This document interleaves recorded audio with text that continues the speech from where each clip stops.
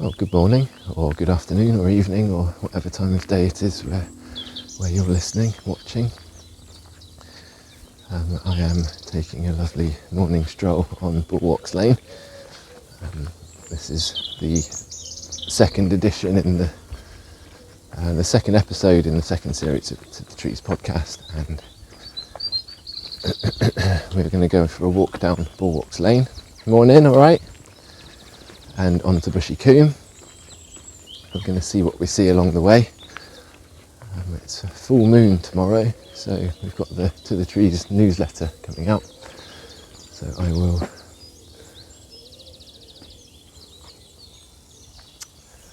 do a little reading from that, and maybe a couple of poems or something, and then you'll have a song to enjoy at the end as well of this podcast. So what's been happening recently? We've got, let me just turn this around then.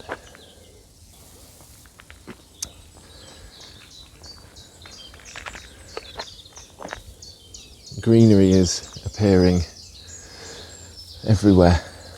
We're definitely in spring now. We've got the last 2 weeks of now running up to Beltane.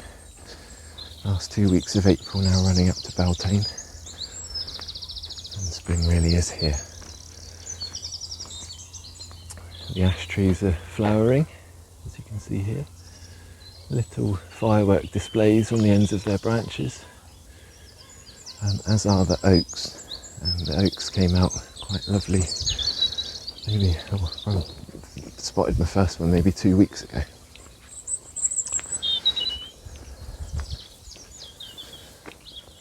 And the birds are singing, and it's beautiful. We should be in for a good weekend.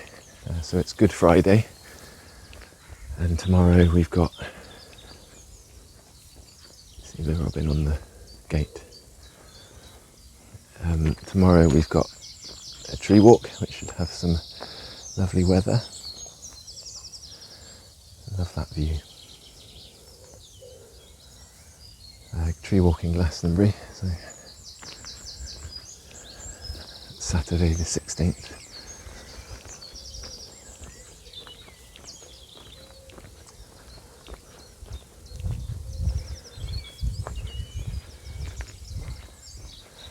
The birds at this time of the year are just spectacular. It's a constant chorus. There are no gaps from first thing in the morning to last thing at night. Crescendos either end, you know. The day is bookended by crescendo of birdsong.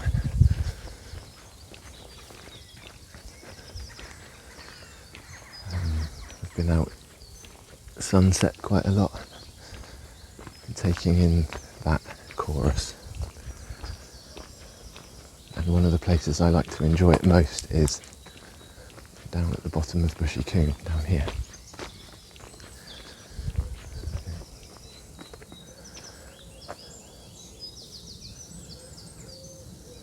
Lovely, luscious green leaves of the elm. So we've got plenty of elm around, but it remains small and in the hedgerows. You can see the leaf base there, they're uneven, so one side of the leaf joins further down than the other. The texture of the leaf is, it gets sandpapery, bristly hairs. They're fresh at the moment, so they're not so sandpapery. But then they've got toothed edges and pointed at the ends. They're small. They're good to eat when they're fresh like that as well. And so this is another one, elm hedgerows. All of these are small elms down here. There's a surprising amount of it in the hedgerows, and then once the elm gets to about this size and the bark becomes thick enough, then it can be used by the beetle that then brings in the fungus that kills the elm. So here we are on the lovely top of Bushy Coombe. We've got Grandmother Lime here.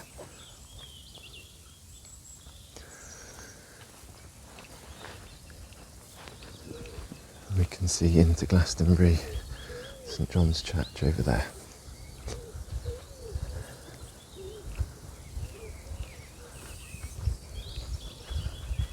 I'm going to head down to the bottom of Bushy Coombe where there is a lovely oak tree. Ooh, now that's special, isn't it? Look at this. Grandmother Lime's first bud burst. What a special moment. Thank you for that. Thank you, Grandmother Lime.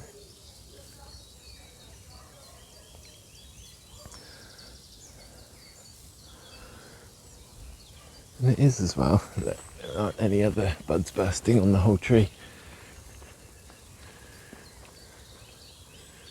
Not even out here on these ones.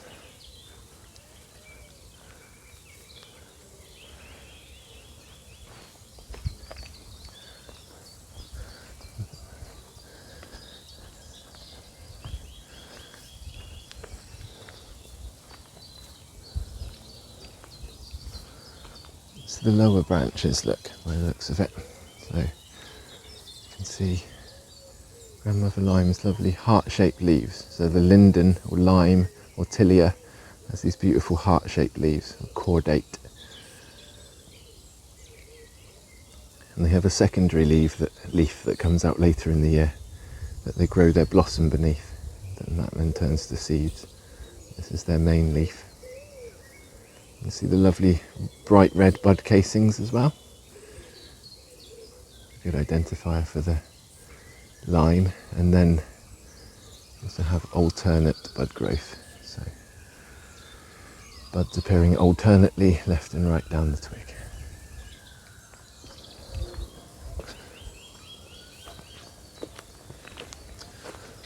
So we're going to head down through the beach gateway.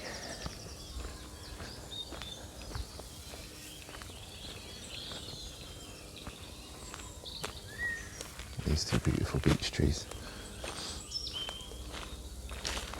Green on the right and a copper beech on the left. So we've got still got no signs of leaves on these beech trees.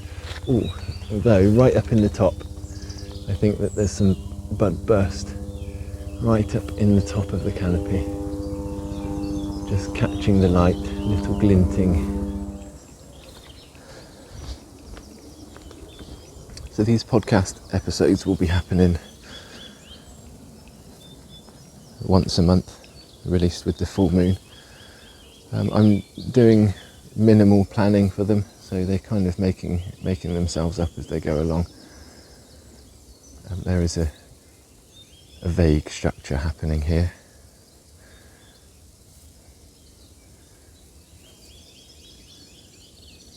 We're heading down to this oak, and we're going to sit there and I'm going to read some words from this month's newsletter, share a poem with you.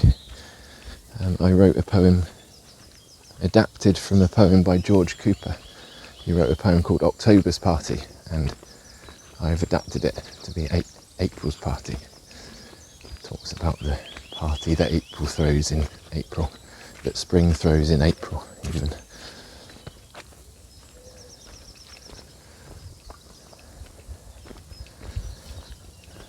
The article that I've got to read you talks about, well, the title of the article is From a Fairfields Corner, and it talks about the walks that I've been doing over the past month to the corner of the Fairfield. Not just over the last month, but generally in life, taking this walk.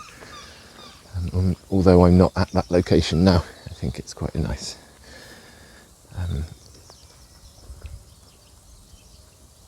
A nice thing to do, read that here.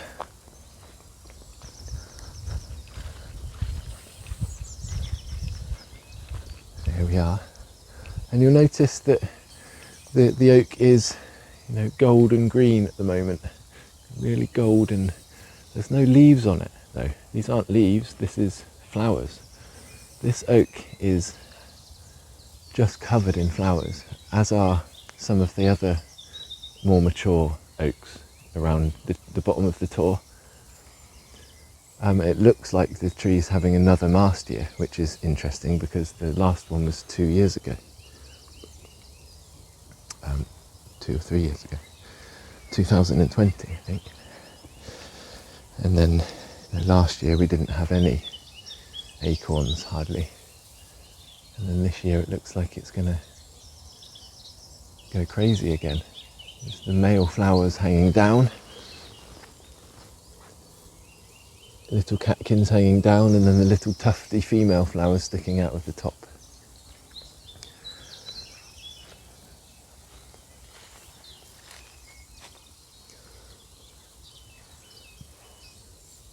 Okay.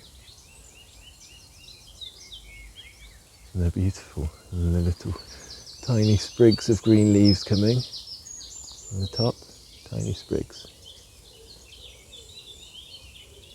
There's the male flowers hanging down, and then the female flowers come out of the top of the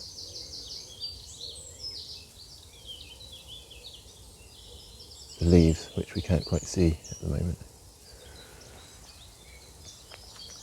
Look at this one, it's just packed full of them.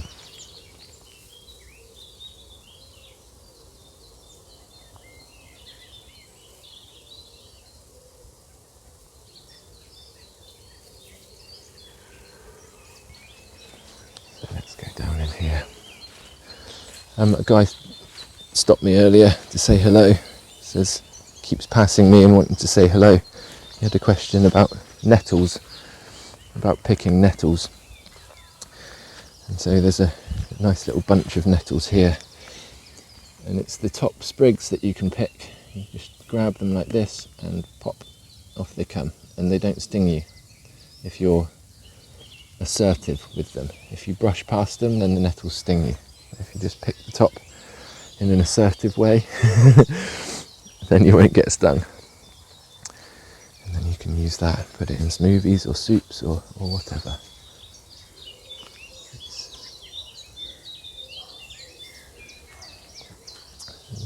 My little cavern down here.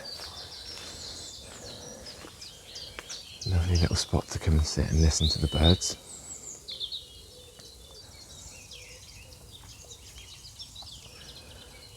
So now we found a lovely little spot to peer out from at Bushy Coombe. The morning sun. It's about 10:30 in the morning. The morning sun coming down through the fresh green leaves.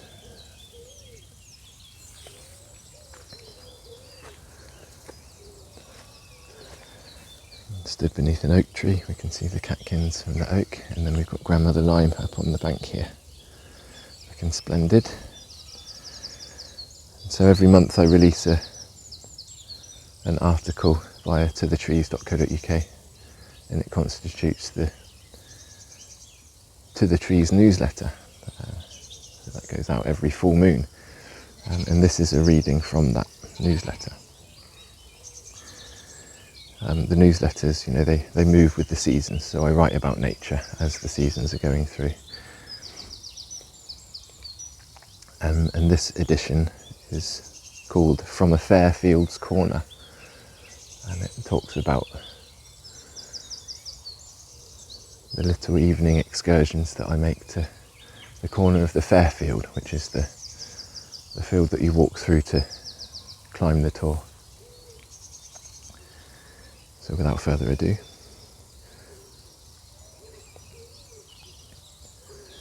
so this one starts off with a quote by Patrick Kavanagh, which I keep coming back to. In the world of poetic experience, it is depth that counts, not width. A gap in a hedge, a smooth rock surfacing a narrow lane, a view of a woody meadow, the stream at the junction of 4 small fields. These are as much as a man can fully experience. And then I proceed. At opposite ends of this month, I have walked in both the light and the dark at the same time of day. My usual nighttime walks at around 7 or 8 p.m. have changed dramatically over the course of this moon's wane and wax. They are now twilighted affairs, soundtracked by the birds' fluorescent choir sung to the submerging sun. Stood in the half-light of a spring dusk, I watched the bats return from hibernation, venturing out for their first hunt of the season. I'd almost forgotten about them, holed up in their little bat caves, nestled in tree holes, in barns and in lofts. Their sudden return into earshot illuminated their absence over the winter months, and I realised I had missed the little things. In the top corner of the Fairfield, the grazed swathe of grass one passes through to climb the Tor's dragon path, live a stand of ash trees whom I regularly visit. One ash stands on each side of a farmer's gate, pillaring the passageway with their upward-reaching branches. Exposed buttressed roots provide a convenient throne from which to watch the light come down over Glastonbury town.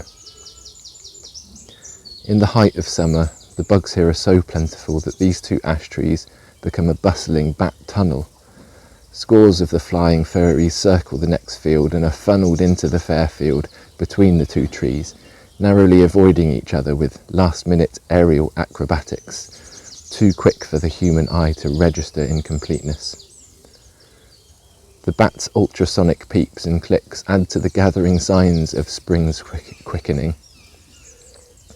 I observe hawthorn's fresh green, the maples flowering and leafing, the first green licks of birch, the weeping willow's orate display, and the pussy willow's paws now pollinated.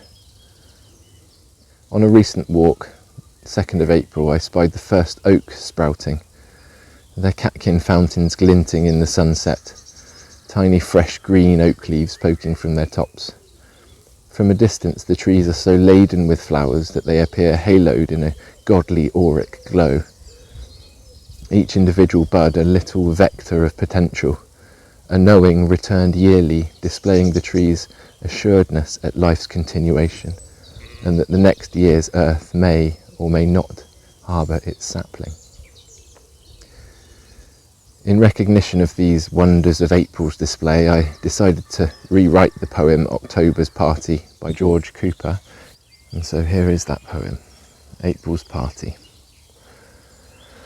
April threw a party, the leaves by hundreds came, the elder thorn and hazel from trees of every name. The blackthorn plums and cherries threw confetti on the land, while they waited for the oak, the ash and beech to take their hand. The willow led proceedings with flute upon the breeze, and the maple strummed, the chestnut drummed, while blossom danced with bee. And with full moon's belly bulging, the music played and played, with vigour and an eagerness, everybody stayed, to dance until the morning and the chorus of the birds.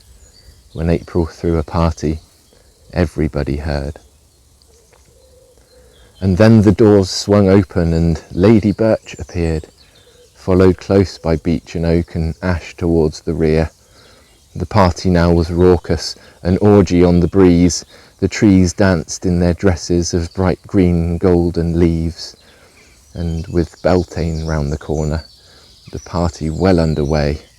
With vigour and an eagerness, still everybody stayed, to dance the night to dawning, and the chorus of the birds. When April threw a party, everybody heard. So this article goes on, talks a little bit more about my experiences up in Fairfield's corner. There's some pictures there that you can enjoy as well.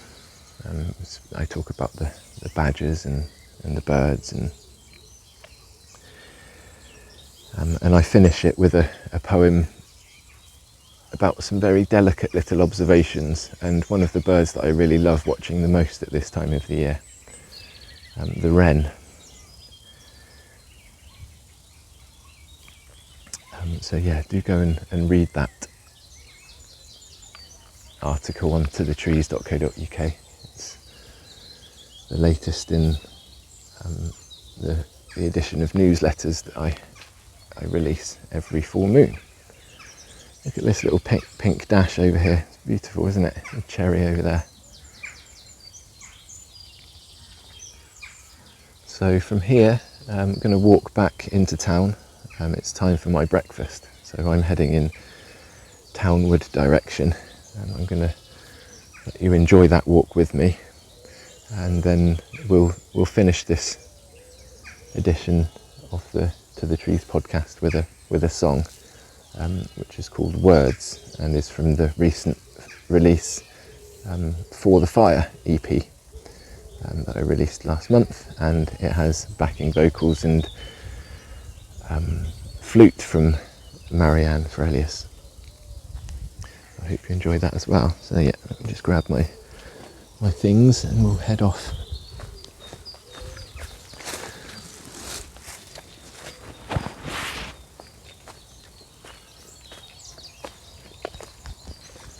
Back to town along one of my favourite routes to walk. This is a lovely little meandering path through here. Mostly it's kept as a path by the sheep that tread consistently along one route, but there are often humans walking through here. This is Bushy Coombe. It's a nature reserve, so it's been purchased by the locals and reserved as a space for nature to dwell and for humans to come and enjoy that nature. And this lovely white cloud of cherry blossom here. And we've got some young trees planted all the way along the bottom. It's a hornbeam over here, cherry tree, willow.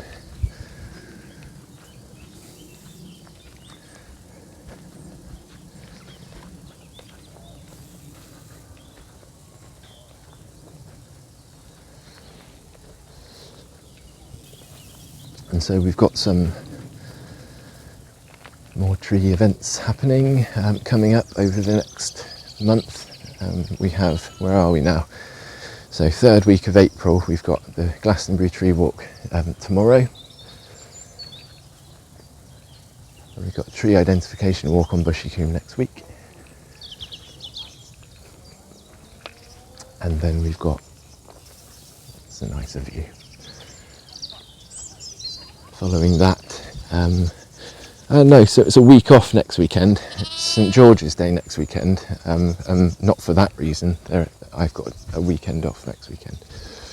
The following week is the Bushy Coombe Tree Identification Walk, and the first weekend of May is the Wells Tree Walk. Little cuties.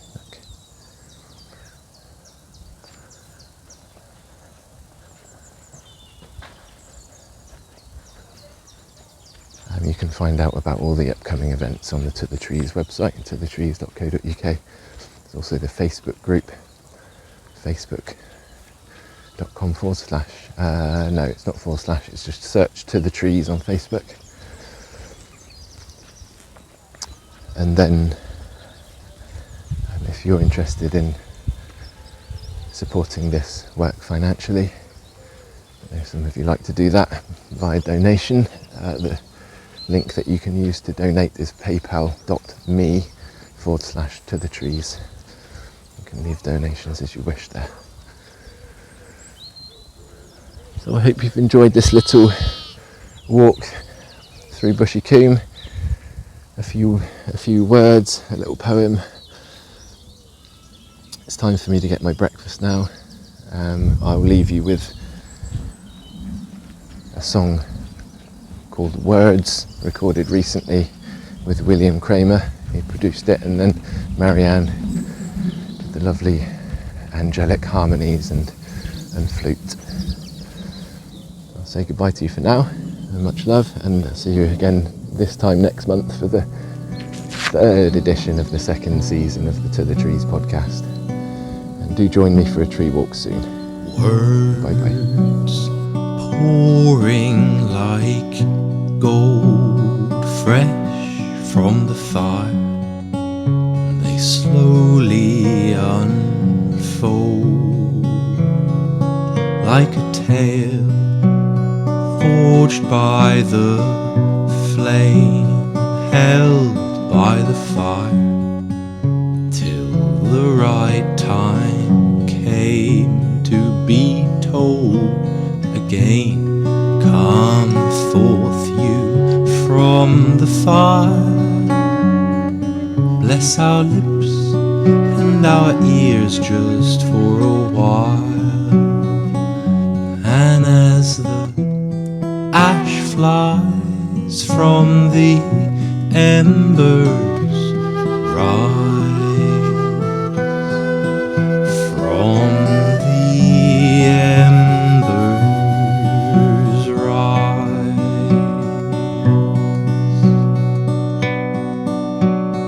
Words ladled like gold in through my ears. The story is told and told like it was the last to be whole, held by the fire. The story is old.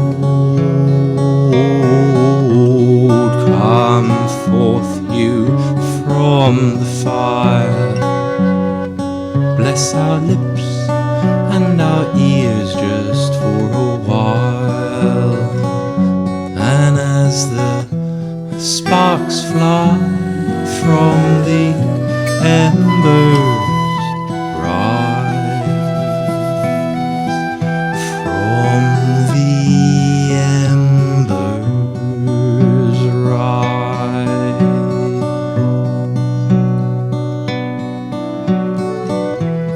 Forge forth you fiery fables, bless our hearts and our souls if you are able. And these tongues will tame the tale from the flame,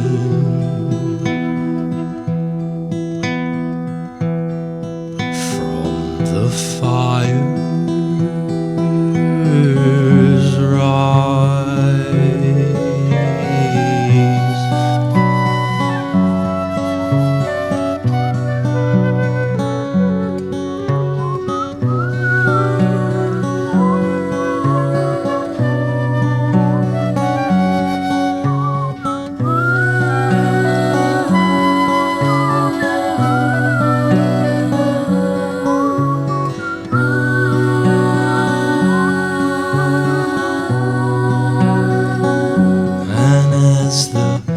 Fire dies from the embers, rise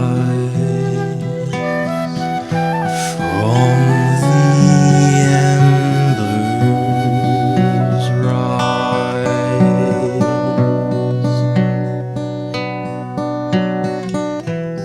Forge forth you from the fire, lay your words upon these lips just for a while. Oh, and these tongues will take